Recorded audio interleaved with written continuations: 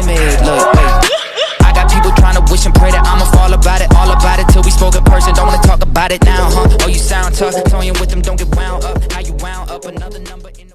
Sa chcem vám predstaviť Land Cruiser 76 séria. Je to neskutočné auto, ktoré je krásnej béžovo-pieskovej farby. Kufor je robustný, dvojkrídlový, kde sa môžete postaviť a keď budete mať hore striežku, tak si môžete tam dať čo len chcete. Do kufra sa vestí aj jeleň alebo srna, alebo len takto posedieť. Vyzerá to neskutočne dobre. Je tu navíjačik pre polovníkov, pre lesákov. Takže znútra autičko pekné, koža. Tu máte kraj kožené Alcantara. Tieto sedačky vzadu sú polohovateľné. Môžem vám to ukázať. Mestí sa tu aj veľký chlap na polovačku. Tu si to takto nastavujem. Úplne pohodlne sa tu dá sedieť. A ideme dopredu. Ideme dopredu. To nevadí. Ideme dopredu. Auto tu má všetko, čo dobré auto terénne potrebuje. Či nahrávaš? Je mi zima. Jaj, no nevadí, tak rýchlosti.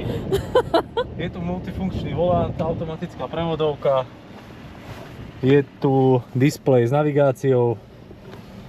Tu máte lane assistant a adaptívny tempomat. Takže je to autičko do hory, do lesa. Toto som sem dával ja, to sú také doplnky do tých aut, čo si tam môžete dať. Toto strihneme, lebo tu sú veci. Tieto autá, ktoré donášame z zahraničia, prerazia na Slovensku, uvidíme. Ja už európske auto nechcem, chcem iba Japonca.